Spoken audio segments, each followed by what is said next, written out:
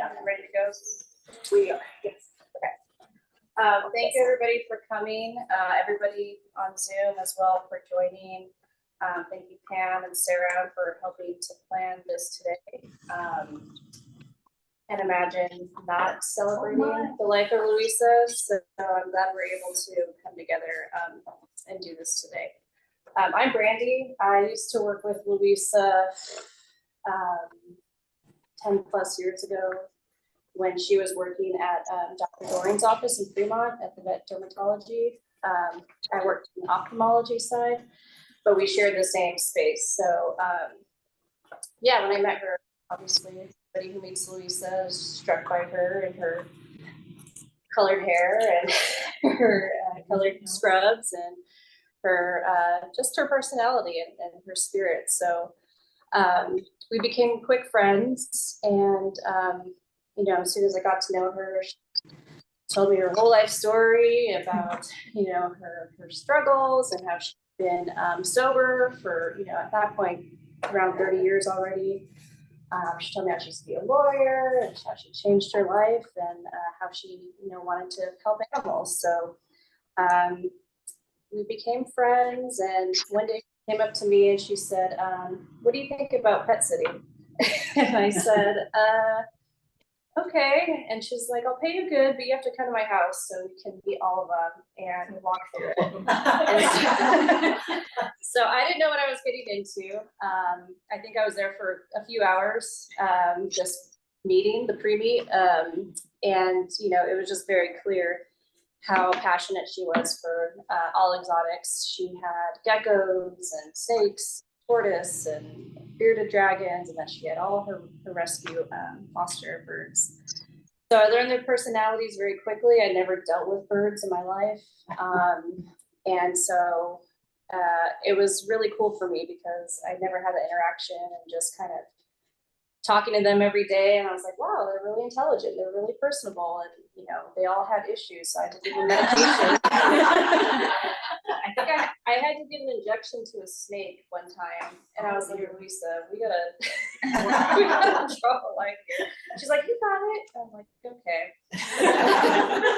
And yeah, then she, you know, she had her, I like to tell a story, but she had her chromatic gas the cockroaches. I don't remember what kind they were.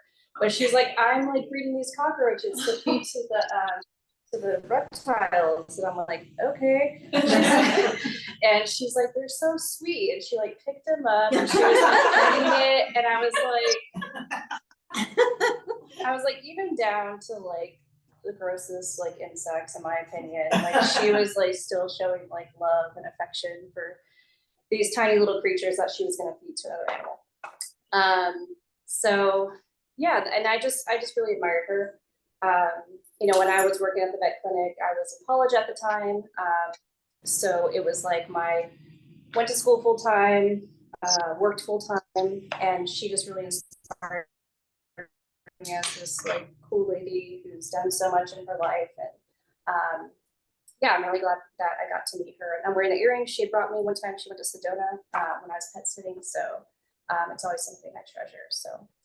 Yeah, I was just it's informal today. I want to let people come up and talk.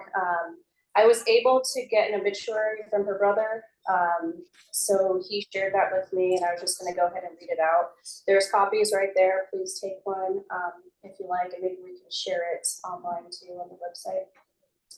So I'll just go ahead and read this. And it's questionable which day she actually passed. We thought it was September 1st. Her brother put September 2nd, so maybe it was early morning hours. And I thought her birthday was April Fool's Day because that's what it says on Facebook, but clearly she fooled me, and yeah, I was corrected. So April 27th, 1947. So Louisa, daughter Ed and Amelia Jaskulski, and resident of Sedona, Arizona, passed away in her sleep on September 2nd, 2023, 2 weeks into recovery from open heart surgery. She survived brother Derek and her beloved Alex Wolf. Born April 27th, 1947, she spent her formative years in the suburbs of Philadelphia and New York City, where she already exhibited her desires to help others while doing things her own way. In 1969, Louisa went to San Francisco Bay Area saying, "I moved to San Francisco for the summer of love and never came back." She lived there for the next 45 years. In that time, she got her law degree at Hastings Law School and worked as a lawyer for 25 years. She then chose to follow her dreams of working with animals. She went back to school and became a veterinary technician and worked in the veterinary field for 15 years until she moved to Sedona in 2015 to help care for her aging father. Louisa was a woman of many communities, to whom she called her tribes. Her membership in a recovery community with 38 years clean changed her life as well as hers. She also volunteered in the animal rescue community with other people trying to make the world a better place for all animals, any way they can. She also was an enthusiastic member of her civic community tribe. Louisa was always a lover of live music, but most recently, the electronic dance scene. She was the one with the blue hair, looking grandmotherly at 76 years young, showing younger people that they can have their fun in their senior years. Despite always putting others before herself, Louisa thankfully knew how to have fun. Louisa led a life worth remembering and will be missed by many, but few will ever forget her. I think that's true. So that's kind of all I have. So whoever else wants to come up and share. Stage. Okay. I figured if I go early, then I won't have to say what she said, what, you know, to get our stories out. So I knew Louisa from a number of different perspectives, mostly through the volunteerism that we had with Mickaboo. I'm the newsletter editor, for instance, and she would submit the most wonderful scholarly articles about ceiling fans, about tubology. And whenever I got her articles, I always cringed because they would be in colors. You know, here's green and it was bold and this was italicized, and you know, there was blatant disregard for what should be indented to make it readable. And so as a newsletter article editor, you know, it was great that she had the content that she had, but it was a bear to cull through and get the content where us normal mortals could read it and get the information out that she wanted. And her knowledge will live on because we still have those articles on the Mickaboo website, particularly tubology gets referenced quite a bit because, you know, we are what we take in, and it's very informative as to what comes out as well. The other thing that she had was a wonderful sense of humor, even in her donation-oriented giving. I mean, she was the most generous soul. Whenever we had a fundraising drive, you know, it's like, okay, you know, I gave. She'd be one of the very first ones to email me back that she had, in fact, called herself to action and had acted on it. And we had auctions, and I'm going to steal one story from Sarah. There was an auction that she participated in joyously, and the one thing that always causes me to cringe is whenever we have a big bulky item that someone wants to get and they are not in the Bay Area. So indeed, we had a wonderful donor donate a magazine.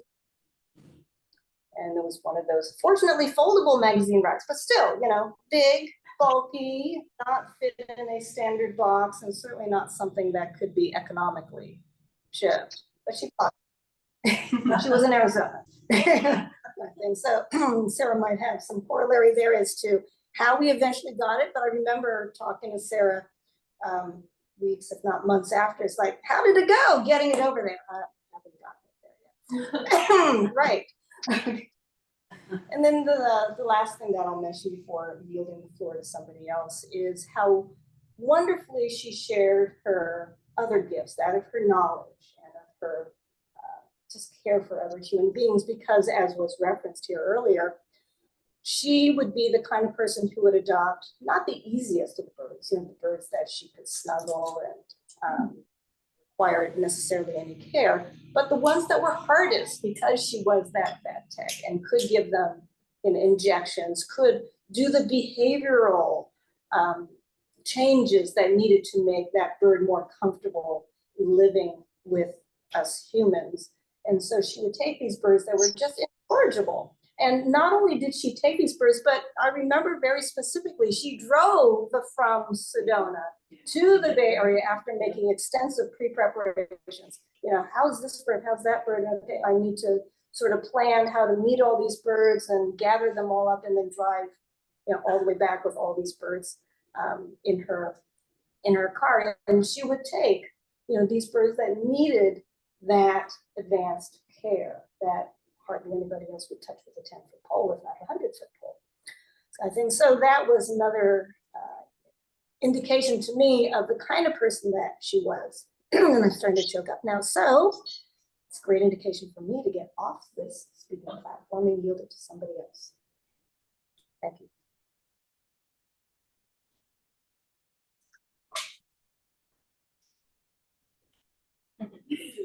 I just have to stand here, right? Yeah. No good. My favorite Louisa story is the cockatiel in the hammock. And you know, I can't remember the bird's name. God, it sucks getting old. She was severely handicapped. And a bird like that, there's only so many households that can and will take them in. Sorry. I just want to make sure people can hear you. Okay, there are, because the care, you can't ignore them.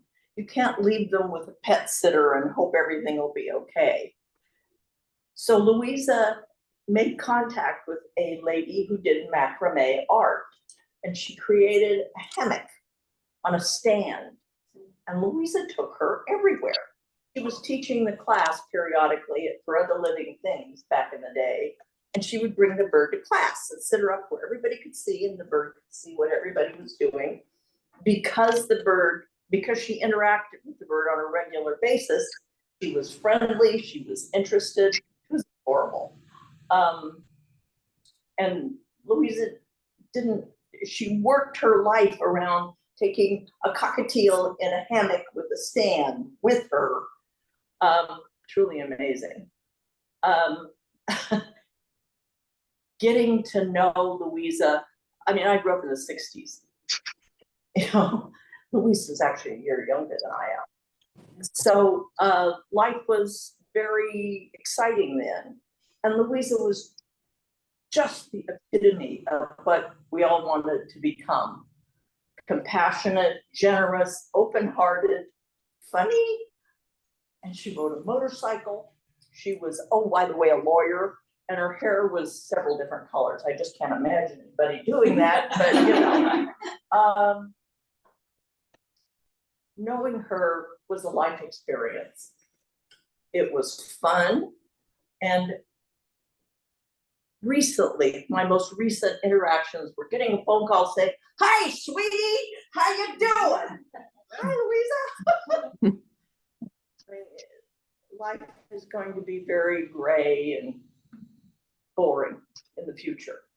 But Louisa flashed through and added that bright spark and made us all more aware. Sorry, what is possible. Even if you're suffering from addiction problems, or even if you're trying to take care of an aging parent under less than ideal circumstances, she experienced everything life had to offer and showed us how to do it. Thank you.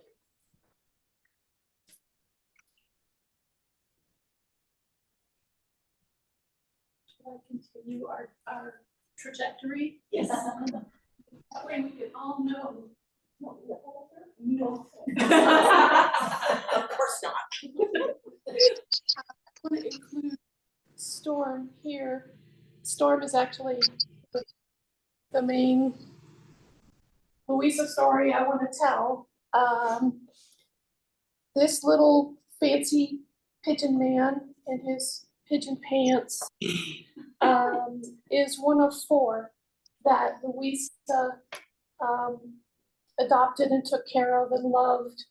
And Sarah heroically got herself all the way to Sedona and brought Storm and his wife Snow, who's back there in her pod, and also their colleagues Beacon and Francis. And I have the good fortune to have these 4 pigeons of Louisa's. And it makes me happy and grateful to have a part of her a little bit. What I remember about Louisa, I'm Elizabeth, I started Mickaboo and then Palomacy. And Louisa was your ride or die, you know, if whatever you needed, whenever you needed it, like she could say yes and make it happen. And she had the skills and the willingness to just, you know, she was just a joy. And we benefited greatly from having her support. We had some late night, you know, deliveries to Louisa to save birds who were in crisis. We don't have emergency avian vets really in the SFA area, but we had Louisa, and we missed her terribly when she moved to Sedona, but we knew she was out there, and that was a great comfort. I miss her a lot. I wasn't in touch with her a lot. I wasn't an intimate of hers, you know, I don't go that far back with her, but every interaction that I ever had with Louisa was wonderful. You know, she was a true joy, and how she could contain all of that energy and all of that excitement and all of that charisma.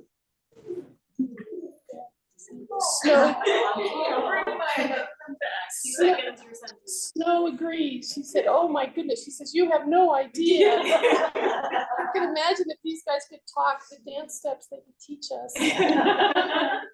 But how she can figure all of that energy into such consistently positive vibes, you know, like she was always kind and sweet and in support of everybody. So it makes me happy to see you all here, and I know she would love to be here. Hopefully she is. And I will, Storm is available for holding, and if folks want, I can put pants on Snow too, you know, so, but thank you for loving Louisa too.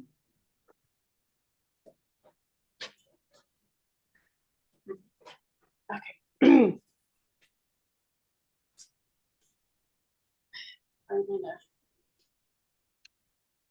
I'm gonna wing it. This is the part where I think we start saying, I agree with everything that Michelle said, because it's true. Much like Elizabeth, I didn't know Louisa for that long, but she immediately jumped out at me as this, how is this just one person doing all of these things? And with all of this knowledge, she was just this amazing life force. And I'm struggling to think, I'm wearing a brooch she sent me after the magazine rack incident. She did eventually get her enormous package of auction winnings. I think she bought half of the things in her auction that year. And she sent me the star to say thank you, so I'm wearing it today. She wrote me a little card and she said, you get a gold star, so I'm wearing it today. She made me laugh with her love of outrageous clothing, her incredible sense of decoration, and her love for partying and enjoying everything and everyone. I don't think I ever heard her complain about anything, honestly. She was a valued member of our approvals board in Mickaboo, which is a difficult role and takes a certain level of experience and kindness and compassion and being able to articulate and try to be balanced. And Louisa had this amazing propensity to advocate for everyone, and she wouldn't just give a verdict. You would get a short novel on all of the relevant avian care information that these people would need when they got approved to take care of the species they were interested in. And I really hope that even 20% of that made it to the people, because it was a lot.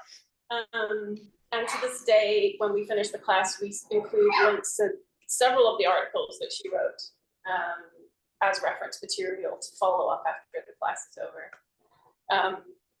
Fritz and Becky are here today. They were two of Louisa's Amazons, and they're in their late 30s. And of course they have special needs because Louisa loved to take in the birds that were a little harder to care for and higher maintenance. So Fritz is on heart medication and he's a little wobbly. Becky, his best buddy, has a slightly wonky beak, so she needs regular beak trims. If anyone's available to trim her nails today, that's definitely. I do have a video. Even after moving to Arizona, Louisa remained super involved with us, active on our approvals team, and also teaching our class. So in the age of the pandemic, Louisa was one of the first people to say, I don't know how, but I will teach it online with you. And so before we even had a Zoom account, Louisa and I would be on Google Plus or Google Meet or whatever it was, every 2 weeks teaching our 3-hour class together on the Google Meeting platform. And after you've been talking about birds for 3 hours in this class, people, they've been sitting and taking in all this information and occasionally listening to both of us talking. And so we said, well, would you like to see some birds? Now we've been talking about it for 3 hours, and everyone in the class said, yes, of course we would. So I literally showed like a couple of fosters I had at home. I said, Louisa, would you like to show us some of your birds? Oh my goodness. We were there for about 45 minutes. She gave us a full tour of everybody in her house. And part of the way through, I started realizing, oh my goodness, this is gold. And I had no way of recording it easily. There was no record button on Google Meeting. So I just started doing a screen capture of my desktop screen. So I have about 10 minutes of that. I mean, it's very bird oriented, but I think it really captures Louisa's passion for her animals.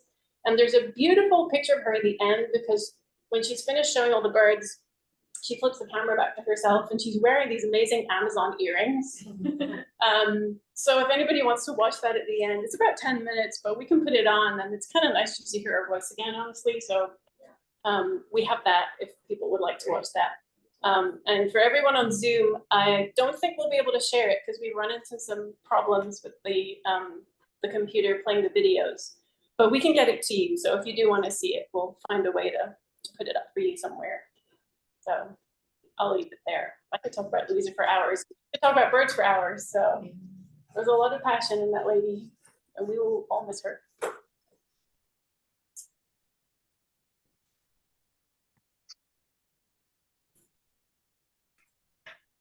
Promise the people on Zoom that they could also contribute. Yes, let's have a check-in actually. Do we have a few on Zoom? We do have some people on Zoom. They're having to put up with my wonky iPad. We have Jonathan and Martha, Anador, Beth, Claudia, Doris, Carol and Jose, Mary, and Mom Z. I'm gonna have a quick look here. I'm gonna look at the chat, everybody. So if there's something that you'd like to say, we can unmute you and you can talk, or you can write a message and we'll read it out here. And I see one comment from Jonathan from a little while ago. Jonathan's a Mickaboo volunteer. He says, great photos. Louisa was always so full of life. I'm having a hard time coming to terms with the fact that she's gone.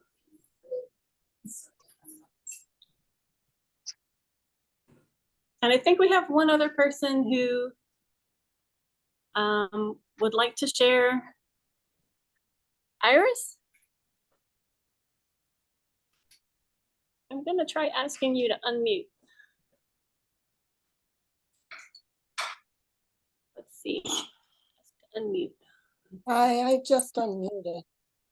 Hi, would you like to say something? We can all hear you.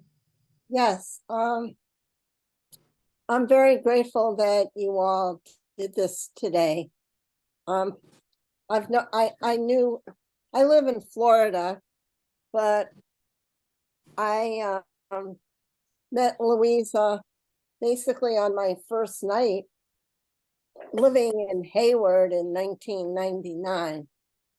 And immediately she took me under her wing and became my dear friend. And I lived in Hayward for two years and some months, going to grad school there.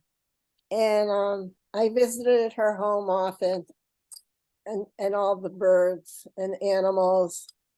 And one day, Louisa, called me and told me about a little canary that she had brought home, because that she had brought home from work, that the owners wanted to euthanize for no reason other than they had lost their dog and couldn't deal with having any pets, so they wanted to be done with the bird too. So she brought him home. And the minute she told me about this little guy, I said, "Oh, can I have him?" and she said, "Sure." And his name was OJ. He weighed less than an ounce or something, and he was a little brown and orange canary. And she gave me the cage and the toys, and taught me how to care for a bird properly. And OJ became a real joy in my life. She said the only thing that was wrong with him was he had arthritis. So every day I had to massage aloe in his legs and feet. And but otherwise he's fine, and he can't fly. So I would let him out of his cage to hop around on the floor and play with me. And my inner child really came out playing with this little creature on the floor. And when I moved back to Florida, I bought a little carrying case that I wore on the plane with OJ in it. I had to pay $75 or $80 to take this little guy on the plane, because I was afraid they'd hear him if I just put him in my carry-on. Well, there's more to that story. He never made a sound until one day I heard a bird. I heard a bird in my apartment that I had never heard before. I thought it was coming from outside because I was used to the native birds. And one day after a couple of months, OJ started singing like a canary. And that really warmed my heart. So anyway, I took him on the plane with me to live in Florida with me. And a gentleman sitting next to me on the plane asked me what was in the carrier. And I told him, and I showed him, and he held that carrier in the plane window all the way from San Francisco to Houston, so that little birdie could be warm in the sun. I'm telling you that story because the spirit of Louisa moved with me to Florida with OJ, and he lived with me for quite a while till he passed away. But Louisa and I stayed in touch and spoke to each other on the phone quite often, and she helped me take care of the little dog that came to live with me here in Florida. And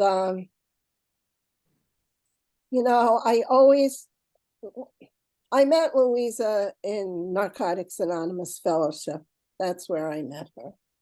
I'm sorry if I've broken some anonymity, but she was just a lifeline for me. No matter what, she was always there for me, and I know you all, countless others. And even recently, we talked, and she was going to Nevada. I guess she was going to Vegas for that dance event, and she was so gung-ho about it. And she sent me videos from there, and shared the music with me. And I'm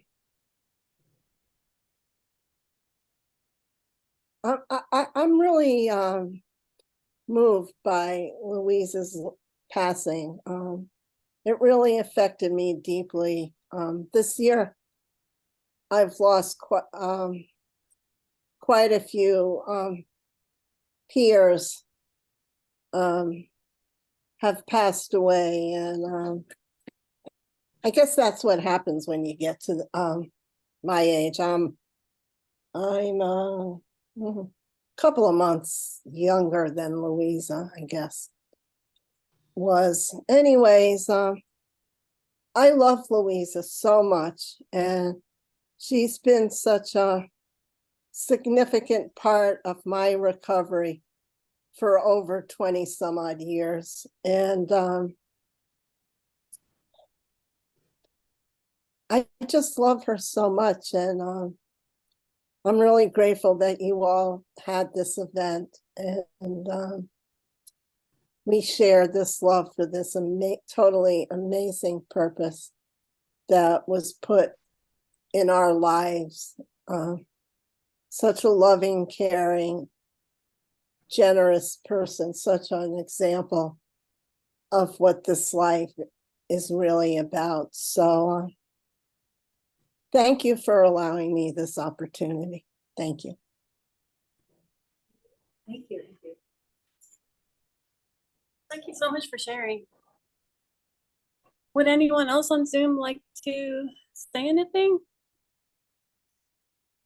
I guess I'll say a few minutes.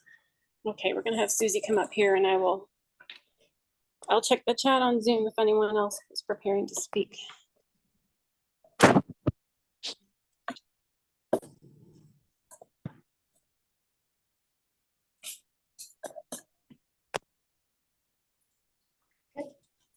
I think everybody knows me, but I'm Susie from Wildwood Veterinary Hospital. And shortly after Dr. Sanders took over the practice, I hired Louisa in 2001, I think it was. And I actually wined and dined her. I'd heard about her and her background and accomplishments, and we needed a vet tech, so I got her. And I got more than I bargained for. She was something else. She showed up on a Harley. There wasn't just a Harley Davidson. It was painted with the most gorgeous birds. I don't know who did it for her, but it was beautiful. And it was huge. And she showed up for work in full leathers on a Harley, and I'm like, oh boy. And she'd have to get out of them, get in their clothes and stuff. So yeah, we got clients coming in, you know. Or she'd show up in a big car, and I thought, that we can do. Out come the carriers. All these rescue, because they needed to be seen. So she just wait till Chris, Dr. Sanders, you know, hesitated for a second. And we'd do 2 or 3 animals, and or she'd wait till we were closed, do the rest of the animals, and she'd just stay there till 10, 11 o'clock at night, calling clients back with lab results or stuff she thought they should know. Talk about the husbandry talks. She made sure everybody got all the information they needed about everything. And she would take up too much time, and I'd have to kind of ease her out of the room so the doctor would have time with the patients and stuff. But she made sure everything got done for the animals that needed to be done. And all those rescue animals piled up in the back of our little teeny tiny clinic in Portola Valley. Half the time there'd be 2 or 3 birds loose. You know, they were just sitting on their carriers. Get me in trouble, but it drove me bonkers because I was trying to keep everything squared away, but it all worked out. And she just wasn't going to give up doing things by halves. We'd go to the opera together, and by the time we got through the line, she probably invited the people behind us and in front of us to lunch. And she knew the doorman and she could sing the whole opera. So she really was a character. And she left before we moved to Redwood City. And I think she took a part of our hearts with her. Yes. I think we have Jonathan on Zoom who would like to say a few words. Yeah, just a few, because I didn't know Louisa nearly as long or as deeply as many of you. I've been a Mickaboo volunteer since 2015. And I think I first met Louisa at one of the adoption fairs, and I met her at several adoption fairs. And they're just some people that you don't forget. And Louisa had such a wonderfully big energy and was so full of love and life that she really made a huge impression on me. And then, you know, as I got on the admin list and watched her very deep and thoughtful and compassionate responses to application approval requests and just questions that people had, and her love of sharing her deep knowledge about birds and bird care, she made a big impression on me. And, you know, our world is smaller without her. That's all.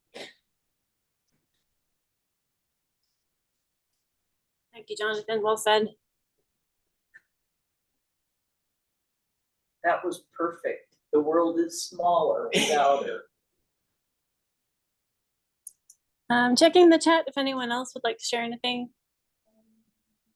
Otherwise, we'll open it back up to the room.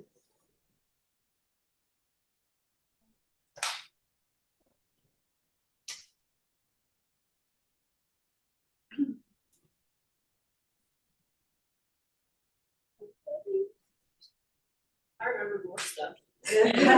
Brandy's got more stories. I'll just share too.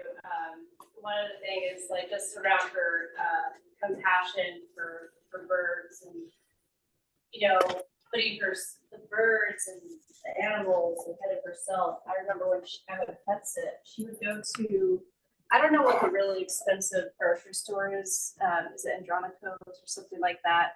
And she would buy like so specific treats. She's like, oh, like Phoenix, which was one of her Amazons. He likes the corn cakes from here. So I had to go and stop and get them. Oh, and then he's not liking the pomegranate right now. I have to get, like, it's just so specific. And I'm like, man, she put so much thought and care into these animals. And I mean, even just being vegan, like, you know, people say they love animals, but like, she really loved animals. Like she, you know, just the extent of the love that she had. The other thing I remembered was that I had gone to visit her in Sedona maybe 5 years back. And I told her, hey, you know, I'm gonna be in town. We'll be kind of bouncing around Arizona. She's like, stay with me. I'm like, okay. And I get there and she's like, okay, so you're gonna stay in the human house. And then we have the bird house. And she had two mobile homes side by side. And so one was just for the birds, and she gave us the full tour, and then we stayed in the human side. And she took us out to some really great restaurants, and that was the last time I had seen her, and that's just a really special memory that I'll always remember. So I'll share this with you. So it's true. She did have two houses next to each other. Yes. Okay, I wondered. I only ever saw the birdhouse. Yeah. That's cool. Okay. I'm checking the chat one last time. Last call for people on Zoom. What do we have right now? I think we've got 8 people.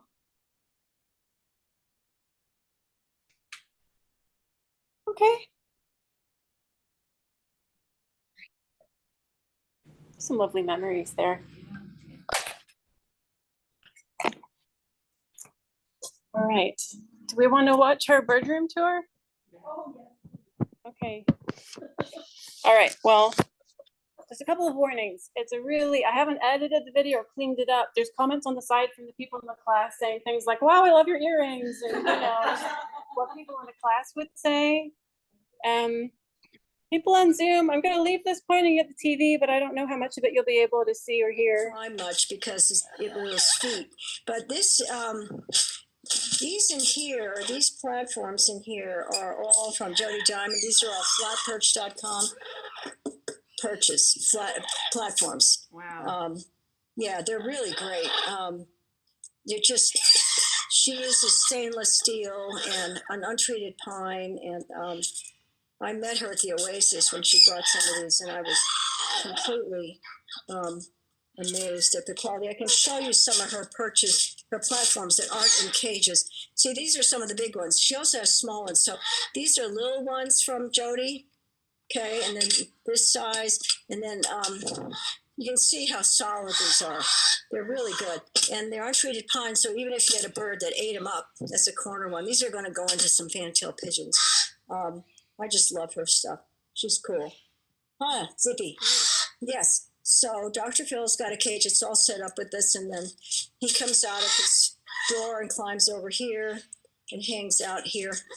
And what I do for him to help him get out this is we put a little toy that he can hold on to so he can climb back and forth at will. I know. This is the pigeons. Sarah was telling you why I don't have a dining room table. Over here, this is why. This is why. This is actually an enclosure for cats, an outdoor cat enclosure, but it works great for the girls. This is Frances, and she's a fantail, and this is Belle, who's a wild pigeon who has a shattered shoulder, so she's unreleasable. They are just the sweetest things ever. They live there. And then I was telling you about the gunshot guy. This is him here. This is Ducky. So this used to be one long cage, but I put a folding door in so that I could divide it in half. And this is Ducky. And he was shot. They blew off half of one wing, blinded him in one night. He has a brain injury with the seizures. I know, it's okay. He's okay. Wow. Yeah. I'm talking about you. Oh my word. He's a good guy. But you can see how, I mean, everybody's just got tons of toys. And this is the cockatiel that came from the Humane Society. This is little Billy. So those are those guys, real quick. But it's all right, Ducky. Yes. All right, reptiles. Okay. I got the baby tortoises outside. But this is Dee Dee, who Sarah met briefly yesterday. Hi, Dee. I know. You're a good girl. Yes, you are. You're a little bitch, but you're a good girl. And then she is. She'll just go after other birds. That's why she can't be out in that room. And this here, if you can see her, this is Miss Mo. She's a Port Lincoln parrot. And before she came to Mickaboo, she sustained some sort of a very serious brain injury. She's the one I flew out to the University of Utah. And the great Dr. Scott Eccles, who I was sitting next to at an AAB conference, he's just worldwide brilliant, unbelievable. And I found myself sitting next to him at a master class on bornavirus. And I looked at him and I said, "So Scott, can I talk to you about a bird?" And he said, "Of course." And so we got to take him into the this bird into the research department for an MRI that was small enough to do a bird. So there was me, little vet tech in the corner, just trying to stay out of the way. The amazing worldwide Dr. Scott Eccles, my board certified avian vet, and 2 PhD engineers doing an MRI on this bird. She was under full anesthesia for over an hour, nonstop EKG running, oxygen levels monitored nonstop, CO2 levels monitored nonstop.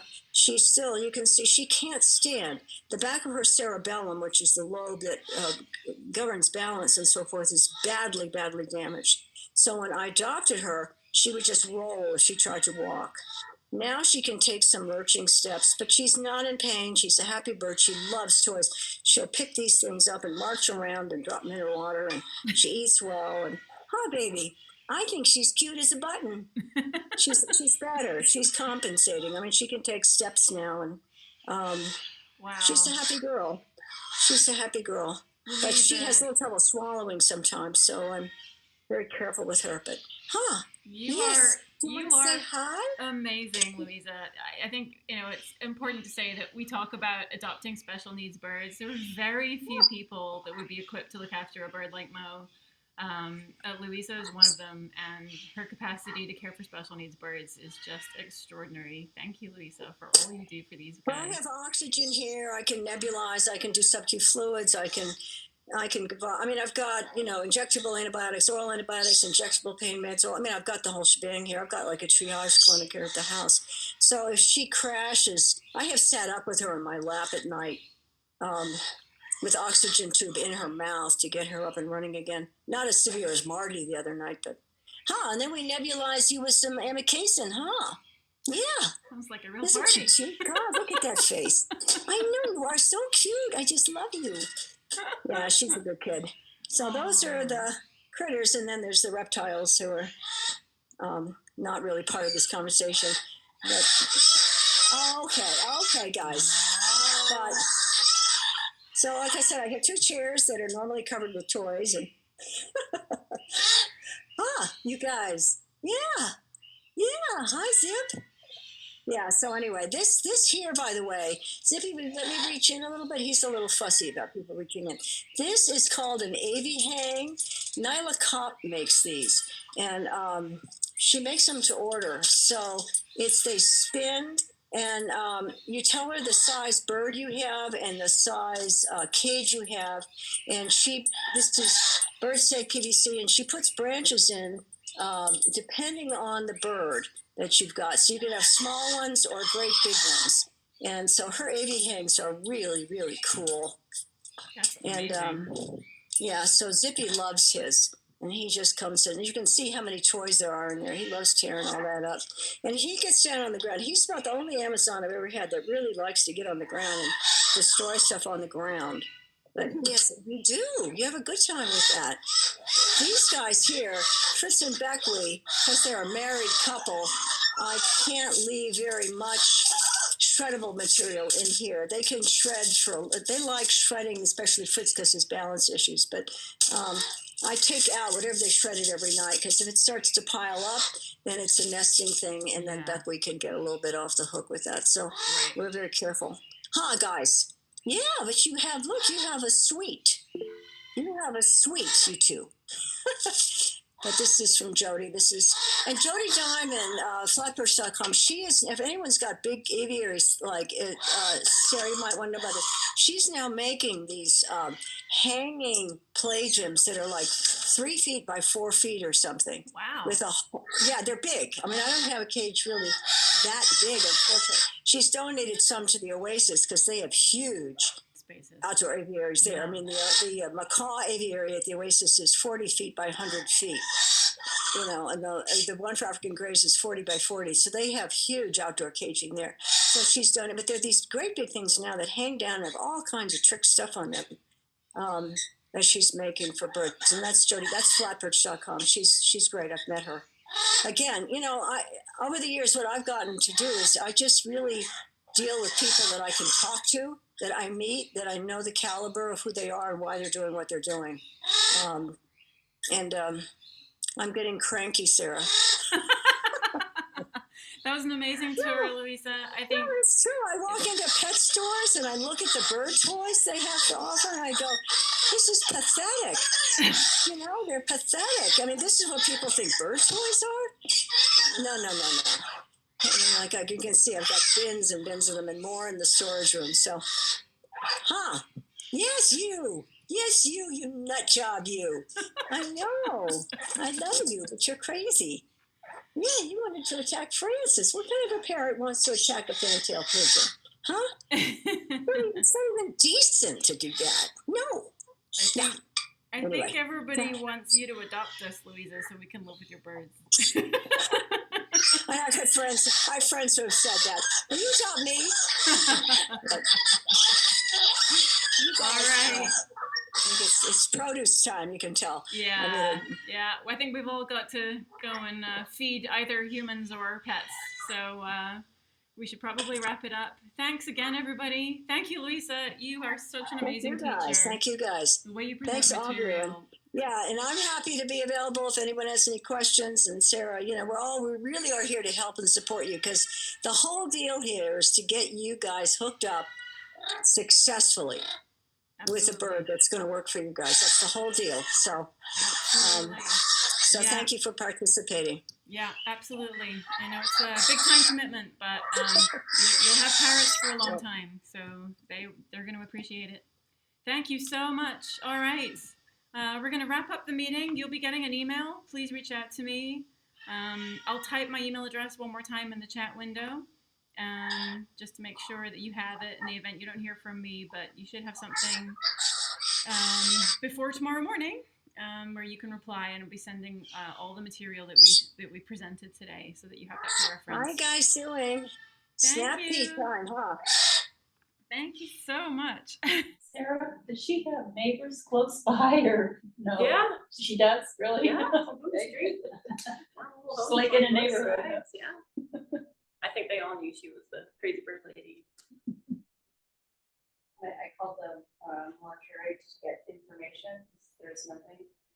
And then I was like, I gave him the name, and I was like, yeah, I mentioned something about the birds. He's like, oh, I know exactly who that is. he's like, I was the one who went to her house. I was like, yeah.